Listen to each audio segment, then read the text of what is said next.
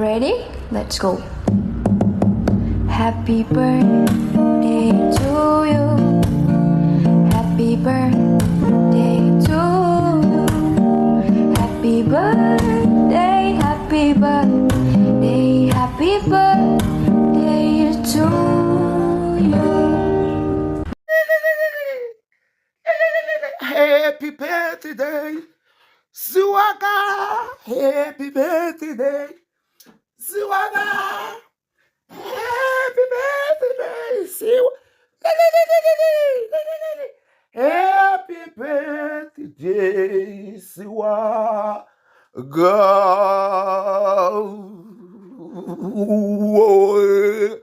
Yepu, yepu, hooray! Yepu, yepu, hooray! Mahure to mahure, kumahure. Vasikana, I am so grateful. You know, I was just being surprised by Auntie. She told me, my dear, when you are doing your things, just I just wake up. When I wake up, I find out when I go to my messages, that's when I find out ukuthi hayibo ko ndakabhukirwa ndakabhukirwa ndati ndakabhukirwa Jesu ikaiti bobhema bute tasuwa butika yase darisuwa vasikana utozwa kuti chakobuka ibi ndichikopatika kudai tione ziti tiye takaphosi ndinosecha ka patinobuka pepe ndinobva secha baibwana ndosecha kuwhatsapp kuti hakuna mamessage rari important which I have to deal with.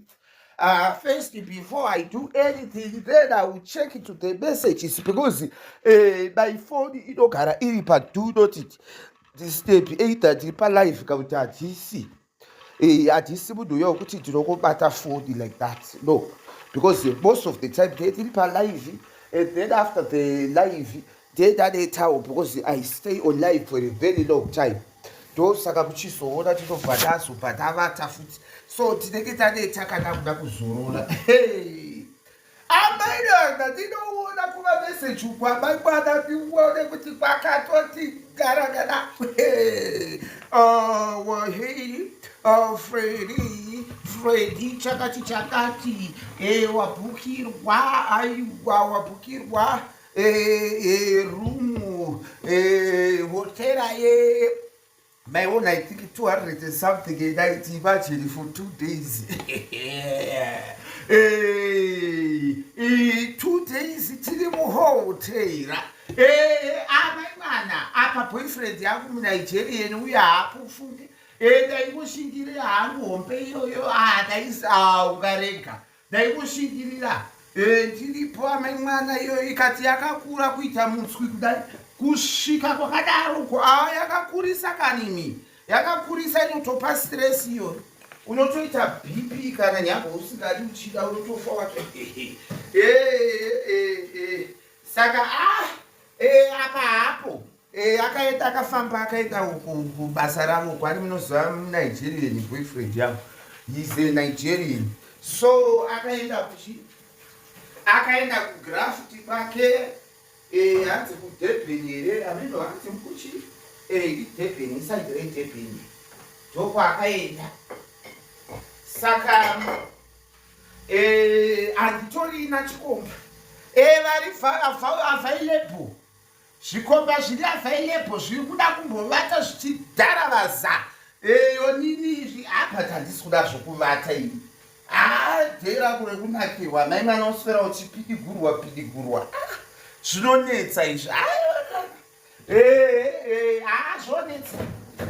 Zuva rakura wakazvarwa upidigurwa nemusi wokuzvarwa wese. Musi wokuzvarwa kandi wokuzvarwa mukutsva. Pane zvimwe asikana. Obva wavata uchipidigurwa. Indoda kutovata palive and I'm praying kuti handisi kuda kudhakwa.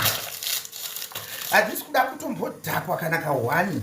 I want to kunonzwita sei ndiri kuda kuti tiketi tisingadhakwe tisingadii kuitira kuti tinyatsopedza nguva yakareba ndine vanhu because like I feel like ndoda kuti ndinge ndichitaura about myself ndopfungwa dzangu because vanhu vakawanda I still remember vana Stoborosi futi vaibvunza kuti naiwe Swaga wai usingambonyatsoite nguva saka I think kuti ndiri ikoko uko ndinokwanisa kumboita kumbotaura about myself ndichiudza vanhu zvese life yangu yese pandine ndakarelaxa zvangu ndisiri kumhanya ndisina anything chandiri in rush to ndisiri kunetsana nevanhu ndiri pabirthday rangu vanhu vachindisapotawo pabirthday rangu guys.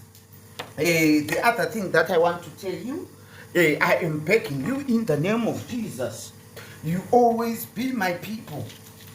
And I really appreciate the support that you always give me. Ndinokutendai ufunge, you always be there for me. Ndinozvitenda left, right and center because without you, I couldn't make it. I could not be Swaga, the Swaga that you are with today. It's because of your support. Saka ndiri kutokumbirawo vasikana hama dzangu vahama dzinodikana vanondidawo vanongondisapota vanomira neni vaya vanoti we wish good for Swaga.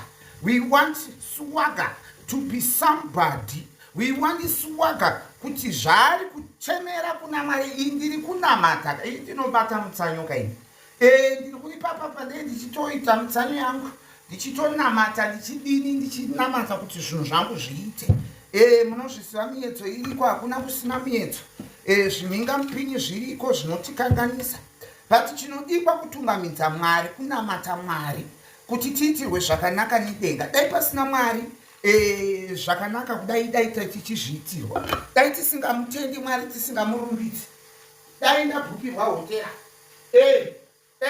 zvino panodikoka zvidoro zvidoro zviike saka ikokoko ndee ndichikweshwa tsoka ndichikweshwa mafesi aya memwana dumbu rese iri chimasajwa ko matako epingi matako angu handidinawo vanozona matako epingi handidi ndinotoramba kutoti kwete ndendakapfeka majistri nangu ndobva ndaisa chibhukwa magara angu ndotobva ndatopfeka kutovhara chaiko matako angu handidinawo. So guys, dakungowanza nyambo nchitadza kunyatsotaura zvinhu zvisvinu. Guys, I am praying and I am begging each and everyone for your support. I'm wishing good. Zviri kuuya kumberi uku hama dzadikanwa. I want to go to kunze kwenyika, you know my program, everything, kuti ndikufanira kuti ndibude kuti tinotanga upenyu hutsva iro gore rino iri kusvika end of December ndofanira kunge ndaenda. Saka munozviziva kuti it's a process, matiketi mavisa kumafambira zvinenge zvichidikwa imari whatever. Saka I am just begging each and everyone, please support me with the stars. I am begging you, please I am begging you, my people, with anything you have, even send even 5 stars, even 10, even tsero dzaminadzo ndinokutendai rudo rwenyu ndwo rwaita kuti ndisvike pano. Saka rambai makadaro, stand with me. I love you so much, you always be there for me. Saka thank you each and everyone vachandisapota nevandisapota nevari kumirawo neni kundiani ndwo rwaita kuti ndisvike pano. Saka rambai makadaro, stand with me. I love you so much, you always be there for me. Saka thank you each and everyone vachandisapota nevandisapota nevari kumirawo neni kundiani kwanga ndisiko nzwara naini nzwara